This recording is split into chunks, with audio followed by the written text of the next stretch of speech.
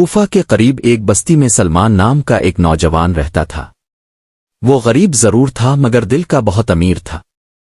سلمان چھوٹا سا کپڑے کا کاروبار کرتا اور جو کچھ کماتا اسی میں قناعت کے ساتھ زندگی گزارتا۔ اس کی عادت تھی کہ اگر کوئی ضرورت مند اس کے دروازے پر آ جاتا تو وہ خالی ہاتھ واپس نہ جاتا، چاہے اسے خود تنگی ہی کیوں نہ اٹھانی پڑے۔ ایک سرد رات کی بات ہے، سلمان دکان بند کر کے گھر جا رہا تھا کہ اس نے سڑک کنارے ایک بوڑھے شخص کو کانپتے ہوئے دیکھا۔ کپڑے میلے تھے اور بھوک چہرے سے عیاں تھی۔ سلمان رک گیا۔ اس نے اپنی گرم چادر اتاری اور بوڑھے کے کندھوں پر ڈال دی، پھر دکان سے روٹی اور سالن لا کر اس کے سامنے رکھ دیا۔ بوڑھے شخص کی آنکھوں میں آنسو آ گئے۔ اس نے دعا دی اور کہا، بیٹا، اللہ تمہیں اس احسان کا بہترین بدلہ دے۔ سلمان مسکرا کر بولا، بابا، میں نے یہ اللہ کی رضا کے لیے کیا ہے۔ کچھ مہینے گزر گئے۔ ایک دن سلمان کا کاروبار سخت نقصان میں چلا گیا۔ مال جل گیا، قرض بڑھ گیا اور دکان بند ہونے کے قریب آ گئی۔ لوگ تانے دینے لگے مگر سلمان نے زبان پر شکو نہ آنے دیا۔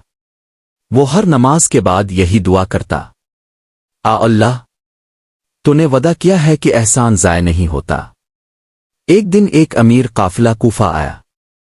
قافلے کے سردار نے شہر میں ایک دیانتدار شریک کی تلاش شروع کی۔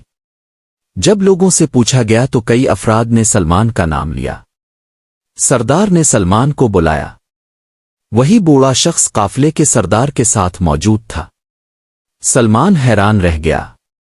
بوڑھے نے مسکراتے ہوئے کہا، بیٹا، میں وہی ہوں جسے تم نے سرد رات میں سہارا دیا تھا۔